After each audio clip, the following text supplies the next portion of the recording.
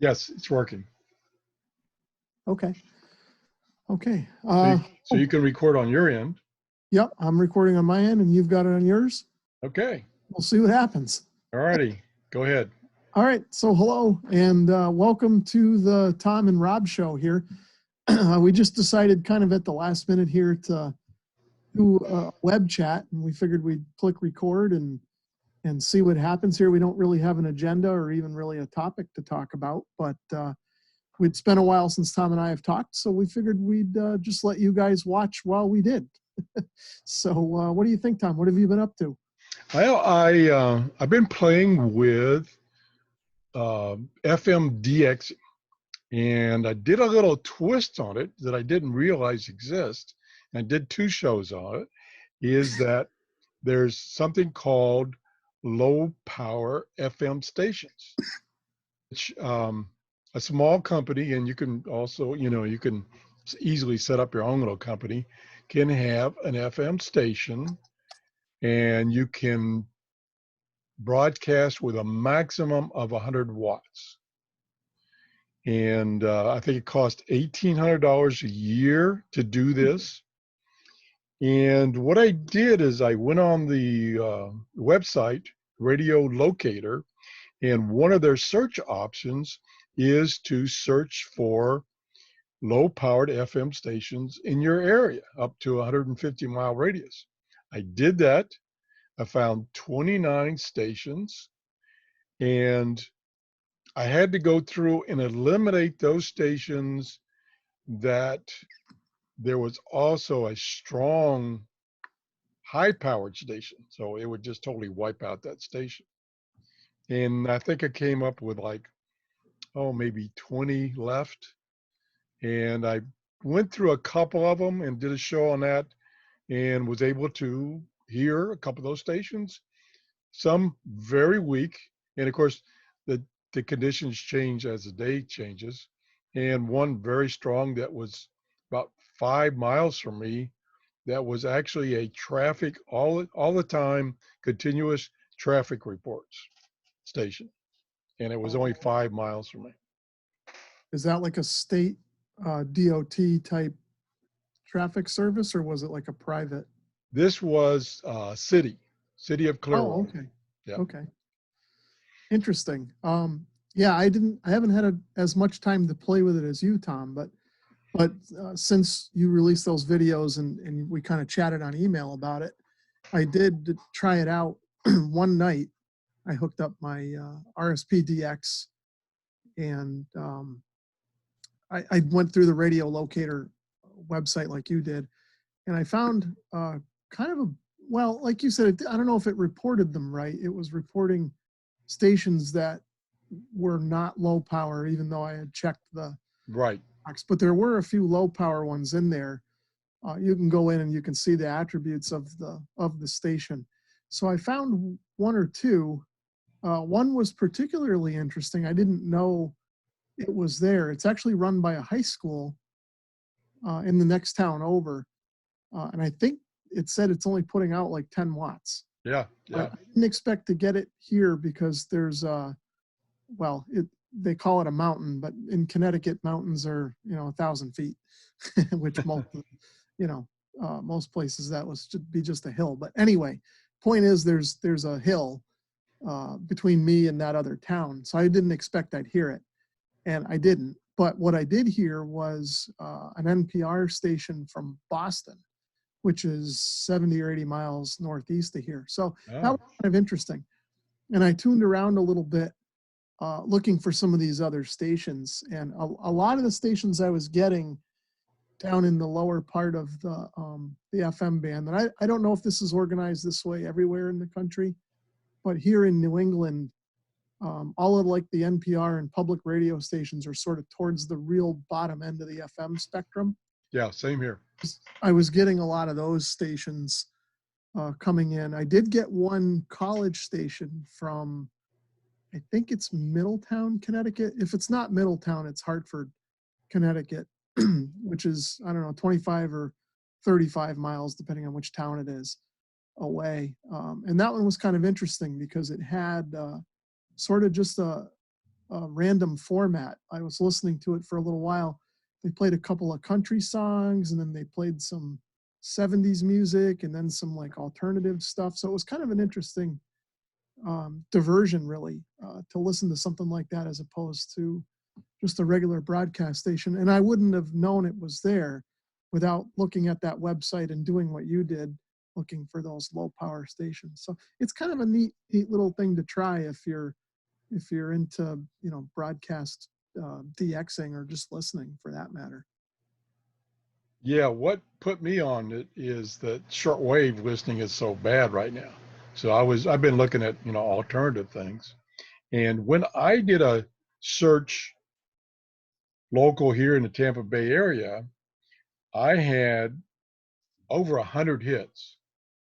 When I did the search that I've only should have gotten the low powered. So I had the same thing that you had. I had what looked like high powered and low powered mixed. And out of that 100 or so, I had 29 that were marked low powered. But Oh, unfortunately, about a dozen were on the same frequency as a high powered station. yeah. So you're not going to hear it unless you're right there. Right. Or something you suggested to me when we were talking, we were sending emails back and forth, you suggested a directional antenna. Yeah, and that's something I want to experiment with, because back in the 90s, a friend of mine and I were sort of interested in, well, we were doing a lot of television station DXing at the time. We would put up UHF antennas and try and get UHF TV stations from far away, because back in those days, you know, the TV offering around here in Connecticut was kind of limited. So we were trying to get stations out of Boston and New York and things like that, so we could watch good movies for free, you know, instead of having to pay on cable or whatever. So that led into broadcast band DXing. And he actually gave me a pretty nice FM directional antenna that I still have. I haven't looked at it in 10 years, but I still have it somewhere in the back. But if I remember right, it's a folded dipole driven element, 300 ohm input. And then it had 5 or 6 directors and 1 or 2 reflectors. And I remember when I had it up, it worked real well. From here in Northeast Connecticut, I remember pulling in stations from New Hampshire and Vermont and places like that and having a lot of fun. And it was directive enough where I was able to tune out a local station and get those stations further north, kind of a thing. So if you've got something like that or can build it, it might work. You might be able to get some of those low power stations. Be worth a try anyway.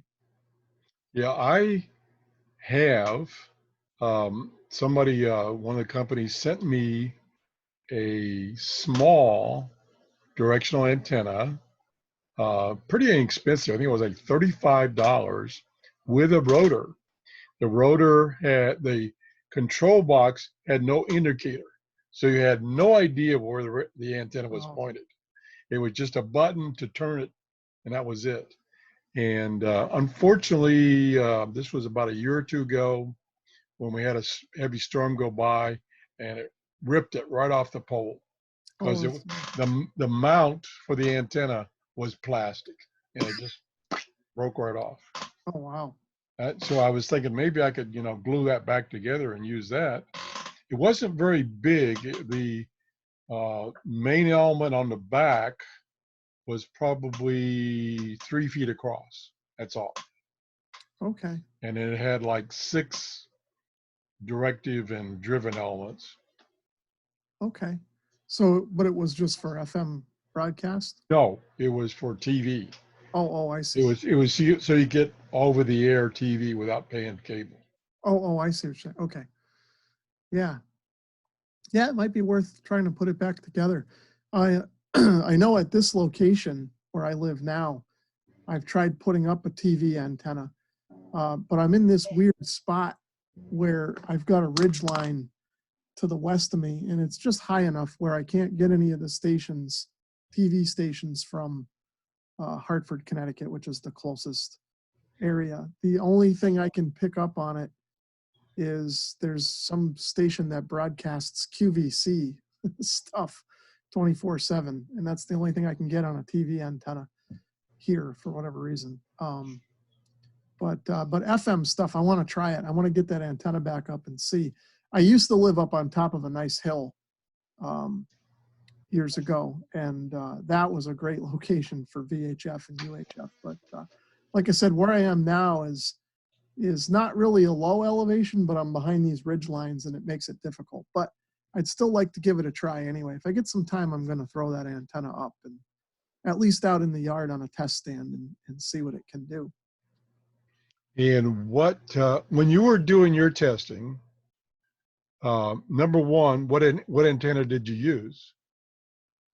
I used the antenna that I always use for most things. I used my 80 and 40 meter fan dipole.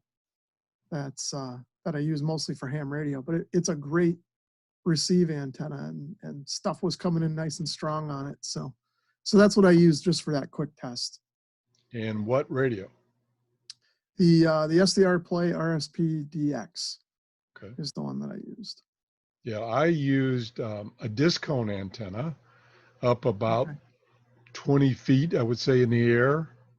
And I used my old RSP-1 because it just happened to be hooked to the computer that I was doing the search for the stations. And that worked really well. And what the beauty of using an SDR for DXing is you can see on the screen those very, very weak signals that if you were tuning a dial, you would probably pass right over them. Yeah, that is one of the strengths of it. Like you said, you can just see, you may not even be able to hear the station, but you'll be able to see that it's there. And to your point, if you're using a directional antenna, you'll know that there's something there to try and find. Yeah, and you don't even have to have, RS Play radio. You can have one of those $25 dongles because they will work well on VHF. They don't do too good on HF, but they work well on VHF. Yeah, that's a good point too. You can try it, with one of those or any SDR really. And that's an interesting kind of experiment to try too. That I kind of thought about was, have the SDR kind of set up and receive a station, maybe one of the low power ones like you're talking about, and then pull out an analog radio, put it on the same antenna and see how it does.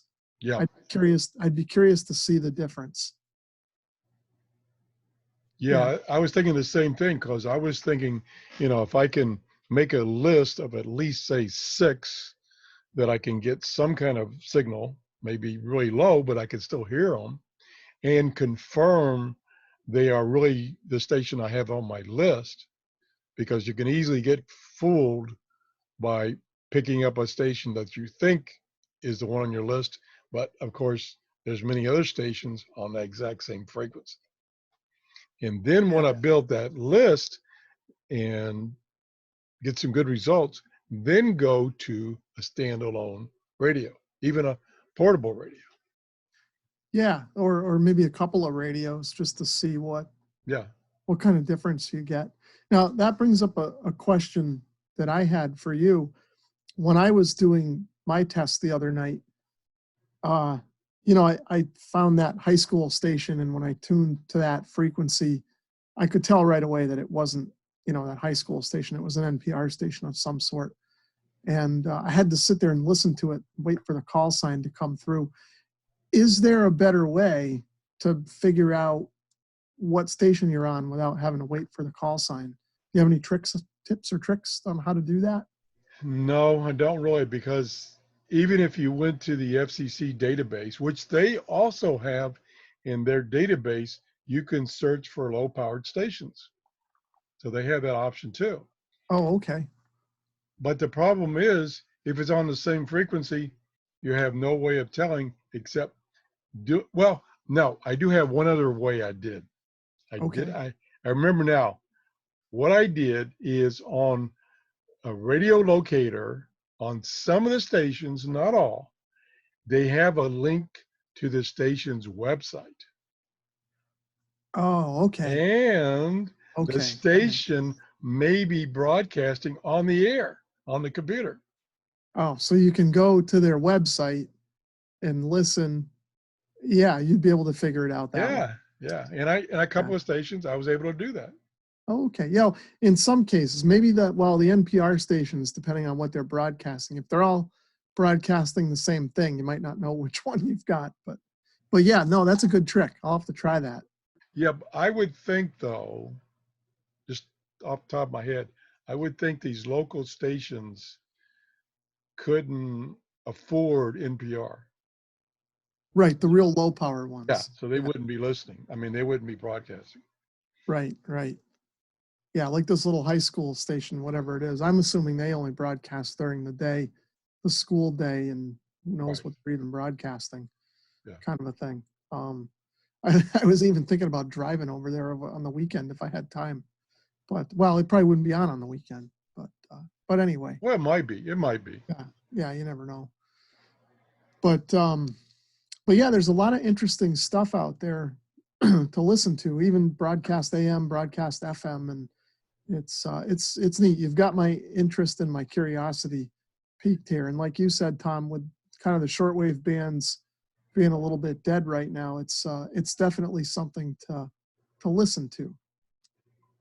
Yeah, the other thing I've been doing is scanning the business bands just to see if I can find something interesting. I did find something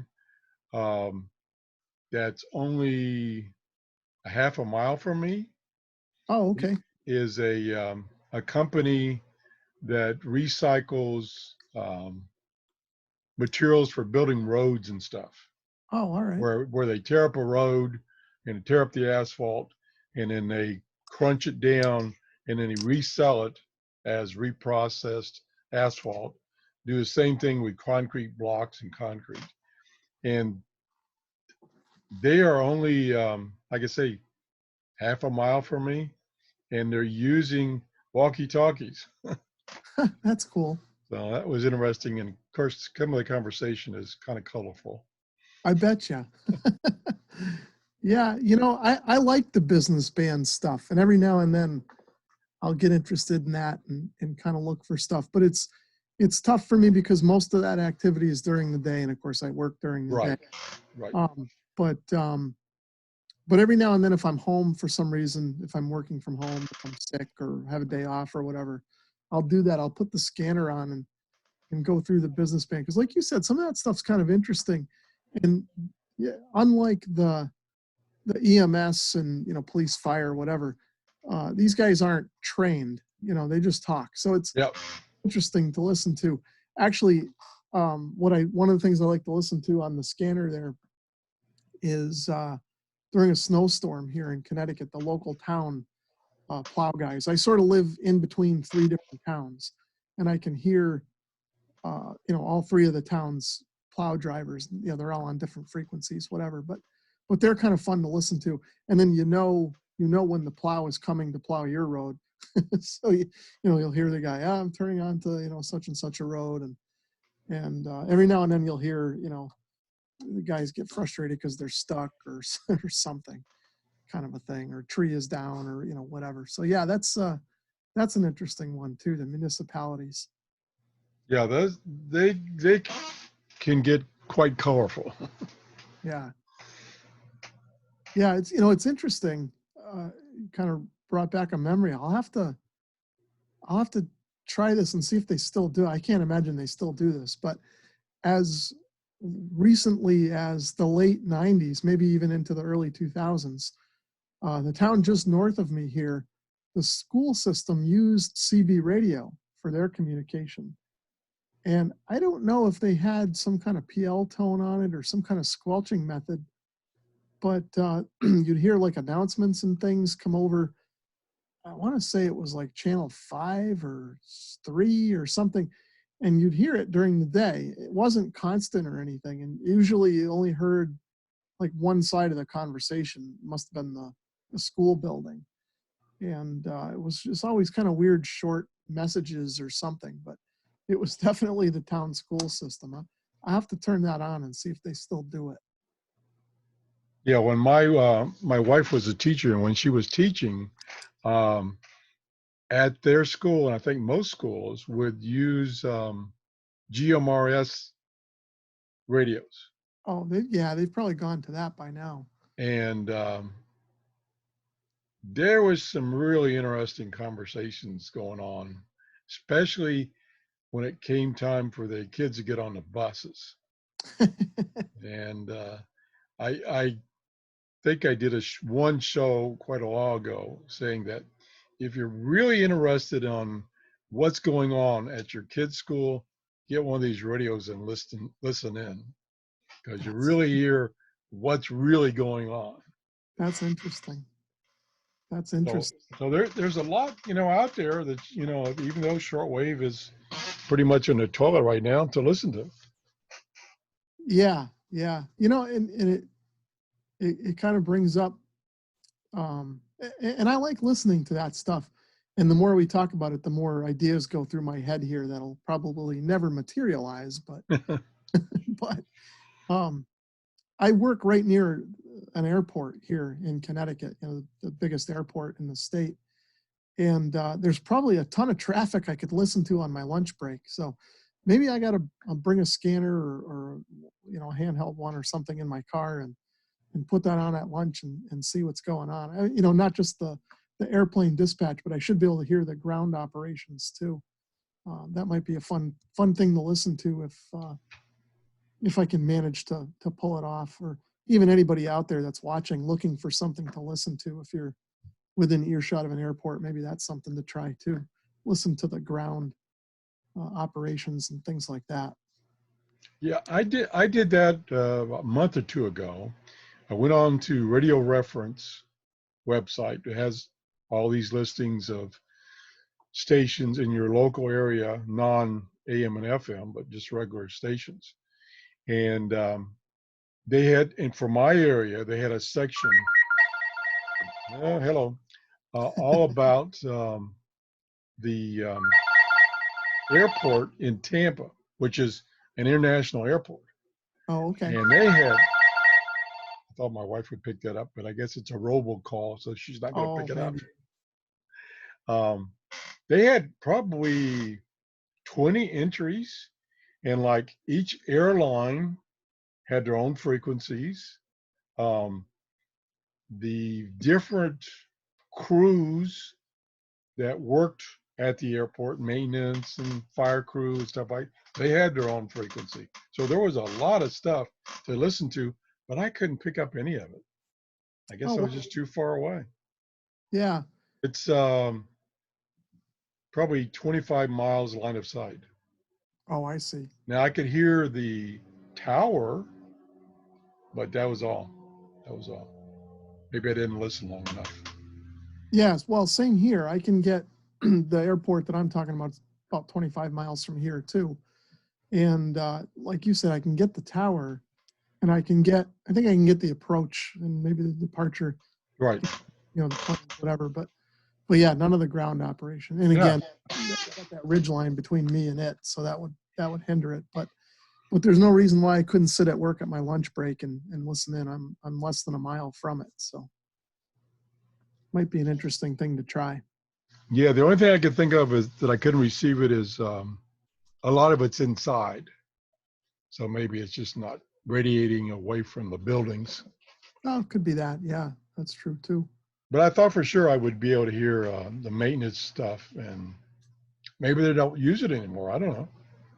Yeah, I don't know. It's worth checking out. Now that we're talking about it too, last fall there was a big airline, an antique airplane crashed at this airport, and that was a big deal there all day, kind of a thing. We even saw the smoke, billowing up and everything from my workplace. So it would have been interesting to have a radio there and listen in on some of that stuff. Yeah, that's the thing about it. You never know what you're going to hear. Yeah. unfortunately, always forget to have some kind of recorder that I can just grab and turn it on so that I can record that stuff. I always forget to do that. Yeah, I never get it recorded either, especially like you were saying with some of the business stuff. Some of that stuff is funny, and you just want to record it so you can remember it because some of Yeah. it's funny. Like, I think it was like 2 nights ago. Um, I normally have, and I have to do it via the internet because our local fire, police, and EMS have gone digital, and I don't have a digital scanner. But it's all on the internet on radio reference. So I always have that on in the background. And I noticed there was a lot of activity on the band for the city I live in, Clearwater. And I'm like, so I turned it up and I was like, well, what is going on here? Well, it turns out that a half a mile from me on a street that they have reduced the speed limit to 30 miles an hour. They apparently had a speed trap set up. And Oh, that was all these calls because these policemen were pulling these people over. And then the first thing they do is they get on the radio and call in the license plates to see if it's a stolen car or anything like that. yeah. It was just like for 3 hours, just one call right after the other. And Wow. I thought, boy, I don't want to go down that street. Yeah, our police here have all gone digital too, and there was a radio reference feed for Central Connecticut. The last time I went to look for it, it wasn't there. So I don't know. I'll have to look again. I don't know if it's been replaced or if it's just not there anymore. But yeah, every once in a while I would listen to that. But, after it went digital. But I remember listening to it when it was analog. In fact, here in Connecticut, because of the terrain, it was low band VHF for forever, right up until they went digital. Oh, I think, and then now it's 800 megahertz, and they have the towers everywhere. But what's kind of interesting with that, and sort of, I guess the reason I'm bringing it up is they went digital, but at the same time, a lot of the police in the state are also hams, I guess, and they built out a ham radio DMR network co-located with all their police towers. So where wow. there's a police tower, well, I don't know if it's every single tower, but a lot of the towers have a DMR ham repeater on them too, and they use it as sort of like a backup secondary means of communication, I guess. I think they partnered with one or two of the local clubs and things in the state too to build it out, but I never knew that until recently. I started dabbling with DMR, and I kind of found that out. So that was kind of interesting. Yeah, looking over your shoulder, that particular scanner that's up there on that top shelf is the scanner I used for years, Oh yeah, the 2006. 2006. Yeah, I picked that up at a ham fest last fall. Guy only wanted $5 for Oh it, my gosh. and he told me, the display is messed up, it doesn't work. Oh, okay, I'll buy it anyway. I took it home, it worked fine. The only thing was the backlight was burned out. Oh, I could still see the display, you yeah, know, yeah, not from across the room or anything, but you could, right. close to it, you could see it. It was fine. And then I don't know if you saw it, but I recently fixed it. Yes, I saw that. Yeah, I took it all apart and put a new backlight in. It's not quite as good as it was when it was new, but it's better than it was. So I still haven't reprogrammed it though. I gotta get back and reprogram it, get everything back in it. But that's a great scanner. Those It is. It is. what are they now? 25 or 30 years old, and it's Yeah, still great. yeah. I used mine. Mine died twice. I don't remember what the failures were, and I remember one little kludge I did. It wouldn't scan. It would just sit there. And I don't remember how I troubleshot it or what, but I found if I added 9 volts or 5 volts for that matter to a certain pin, that circuitry had not been working. And when I did that, it started working. Oh, So interesting. I taped a 9-volt battery to the top of the case, and now I used it for another 3 or 4 years, and then it went dead again, and I gave up. And I still have it though, because I think, yeah, someday maybe I can fix it, you know. Yeah. Well, they're hard to come by now, you know. Oh, they are very scarce, very But scarce. what do you use now for a scanner? What do you have that you I kind use, what they give it number? Oh, a portable Pro 97. okay, so still like an older Radio Shack. Yeah, yeah, Yeah. yeah. Have you looked at, well, obviously you know that they're expensive, but I mean, have you Oh, thought about yeah. getting one of the new ones or? No, it's way above my pay grade. Yeah, I me mean, too. $600 for a scanner? No, Oh, they're no. that much? Yeah. It's been a few years since I looked. I don't know, maybe about 5 years ago, 6 years ago or so, I was toying with the idea of getting a new one. And I remember at the time I had sticker shock and said, well, I don't use it enough to Same here. justify it. You know, if it was something I used all the time, or if I was in the fire department or whatever, it would make sense. But for the amount that I'd use it now, I didn't want to spend that much on that. And the only thing I'm missing, even using my old scanners, is they're not digital. That's the only thing I'm missing. Yeah, same here. A lot of stuff here is still analog. You know, all the fire and the businesses and things like that. I mean, stuff is sort of slowly going digital. I think the local fire departments are starting to make the transition.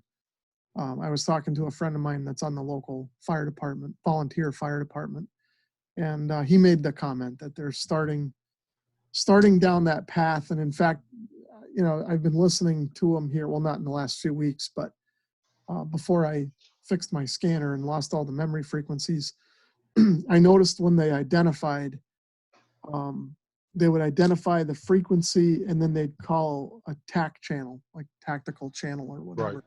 So I think they're getting themselves ready to make that leap to digital, but I don't know when it'll happen. So at that point, you know, maybe I'll rethink it. But for right now, the analog is just fine. Yeah, like I say, a typical digital capable scanner is about $500-600. And to me, that's just, I thought they would come down, but if anything, they've gone up. I Yeah. guess they're not selling enough, so they say, okay, we won't go on volume, we'll go on price. Maybe that's what they have to do. Yeah. And unfortunately, none of those companies will send me one to review. Yeah, I think either one of us would be happy to do that. Yeah. He's watching. Be interesting to see how that 800 megahertz system works here in Connecticut. Well, like I say, I'm very lucky in that there are 3 people in my area, Pinellas County, that have their radios on radio reference. So that doesn't motivate me to get one. Right, right. And actually what I do is I got and I don't even know what brand is this. I think this is a Nexus. I got a Nexus tablet that's okay. not that great, but I use the scanner program application, and that's how I listen to it. So it doesn't tie up a computer. Oh yeah, no, that's a good use. I have an old cell phone that I use in the garage for that. You know, doesn't connect to the cell network anymore, but like your tablet, I just run Wi-Fi through it and I can, you know, use it for stuff like that. Yeah, that works well. But that's one of the advantages too. You live in a bigger city than I do, so you have more availability for that sort of thing. You know, out here in the country, it's the options are limited. You know, it's not that country here, but it's you know, there's not as much stuff here, I guess. Yeah, like I say, I'm very lucky that 3 people keep their radios online on radio reference 24/7. There's one though that's probably I think 2 of them are just on either fire and EMS or police only.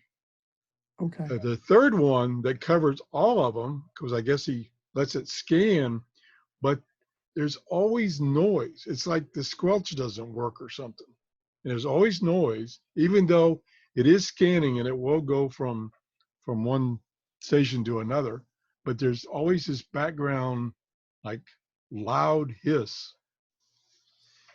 Yeah, I noticed that the last time I was dabbling with that. And I don't remember if it was on the Fire and EMS one that was here for the greater Hartford, Connecticut area. Or another thing that I was dabbling with for a while was listening to the trains, the train dispatch. Yep. And I think it was on that one. There was one set up that was a little north of here, just over the border into Massachusetts. There's more train activity up there. So I think I had dialed into that one. And like you said, it kept getting hung up on some kind of noise or something. So it was hard to listen to it. So I think I abandoned that. But I'll have to take a look. I don't know if that stuff is still there. It's been a year or two anyway. Now, with your, the ones you're monitoring down there in Clearwater, about how many users do you get on average, like when you're logged in? Typical is maybe 12. Oh, okay. That's a fair number. That's typical. The other night, in what's nice about that radio reference, which is actually now Broadcastify, on the application that I run on my tablet, which I think is Scanner Pro or something like that, you can tell it to send you an alert if the number of listeners reaches above a number you set. Oh. Which would imply something unusual is going on. Yeah, that's a neat feature. That's and last week, I don't know what the instant, I think it was a big fire. And I got a notification that there's 50 listeners on that station, which there's only 12.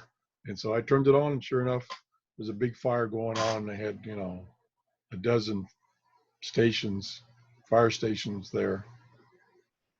So that I really like that application that I use. I did a review of it, and like I say, I'm using this old, I think it's a Nexus, and that application runs on that fine. And that's interesting. And I never even thought about that, but that's even a good application to put just on a cell phone. So like for me, I'm stuck in the office all day. But there's times where, I'm working on a project, and we're allowed to wear headphones and things like that. In fact, that's our way to tell people not to bother us. Cause I work in a big, office now. That's what the new office layouts are. They just redid our office, and it's just one big sea of desks, positions in between. So it gets kind of noisy. So people respect the fact, okay, he's got his headphones on, I'm not going to bother him. But sometimes you just get sick of listening to music, so that would be a good thing to have at work. I'm working on a project, that put the headphones on and listen to, fire and police or whatever for a little while. And then people won't bother you, kind of a thing too. So I like that. There's a lot of applications for that. There was one other, you were talking about the number of users. I think the one here in Connecticut that I was using for a while, I think the most concurrent users I ever saw was like 6 or 7. So that's a pretty good number. Yeah, and like I say, what Pinellas County has done is police, fire, and EMS are all on the same grid, I'll call it. And so you can they each have a sub channel, I think it's called. Again, it's trunking. Yeah. Each have a sub channel, but they're all on this main grid. I see. That makes it kind of nice. Now down there though, are your police tied in with the county? Yes. Okay. Yeah. Yeah, Well, not all of them. oh, okay. Not all of them. The Yeah, here in Connecticut, we don't have county government anymore. They abolished that sometime back in the 80s. And the only real remnant of it is the fire dispatch. Each county has a fire dispatch. And that's it. So the police is separate. In fact, the police is mostly run by the state. Each town may or may not have a little police department, depending on the size of the town or whatever. But a lot of the towns, like the town I live in, contract out to the state police and pay for a state trooper to be the town policeman, or they might have one or two. So a lot of it is just run through the state police, and the local police departments are kind of hit and miss depending on which town you're in. Yeah, well, here it's a mixture.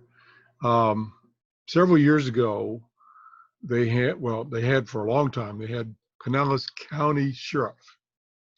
And then a lot of these small cities got taken over or joined Pinellas County. So Pinellas County picked up their city as coverage. I see. Some of the bigger ones, like I live in Clearwater, they didn't join because they had a big enough area, a big enough budget. They still have their own Clearwater police, and it's still on a separate set of frequencies. Yeah, it's a separate radio network Right. or whatever. But the Pinellas County Sheriff Department has taken over all the small little cities, and the EMS, the local EMS for Pinellas County, is in that trunk. Okay. Yeah, that makes it easier as a listener, I guess, Right. to find things. Yeah, for me, I have to kind of hunt and peck, depending on what I want. I have to find the right frequencies. And like I said, the state police I can't listen to anymore because it's gone all digital. But like, and maybe this has gone digital too, but at one point I was able to listen to the University of Connecticut had its own little police force. That's not far from here. I could listen in on that kind of a thing. So yeah, it was a little hard sometimes to figure out what frequencies you should be programming in. But once you got them, it was fine. But in your case, down there, that makes it nice. You don't have to hunt and peck as much. No, and the thing is, and since I never had a digital radio, but I do have trunking capability radios. It is not easy to program in the trunking stuff. Yeah. So I always got radios that had a computer interface and programming capability. And I would let the computer do it. So how does that work? I've never had a trunking radio. So how do you do that? You point it to a database or something and it programs itself, or? Well, what you do is somewhere you have to get the database, like you're saying, or you can do it manually, but it's tedious. And so I used to go on Radio Reference, and if you had a subscription, you could download all the information in a form that you could program a radio. Oh, okay. That's how I did it. I cheated. No, that's all right. That's but the complicated part is there's like 3 or 4 frequencies that are used for the control frequencies. And then the signal that comes out of those frequencies tells the radios what frequencies they should be listening to depending on what service they provide. I see. And so it's fairly complicated, and it changes from time to time. Yeah, well, that's part of it, I guess. Interesting. So I cheat now. I just listen to Broadcastify and on somebody else's radio. Yeah, well, that's the easy way, right? Yep, doesn't cost anything. Yeah, but we've all done that, and I guess except for the people that are hosting. Right. So, but yeah. Anyway, that's That's interesting. You've given me a bunch of things to think about here and try here tonight. So that's always good. Yeah, we got to come up with alternative things because shortwave is just in the toilet. And I was very hopeful in that I think end of December, beginning of January, the solar flux index went up to the 70s. And it had been in the 60s for like 5-6 months. And the doctor that does the solar weather YouTube channel, she was saying, hey, there's some sunspots showing up. And there haven't been any sunspots for months and months and months. And sunspots usually mean solar radiation, which means higher propagation on HF. So I even did a show. I says, shortwave's coming back, get your radios out. And it lasted about 3 weeks and then it's gone. Totally Yeah. gone. Yeah. Kind of like the stock market. Yeah, it crashed. That's true. Yeah. Well, it'll come back eventually. Yeah, that's the thing. It will come back.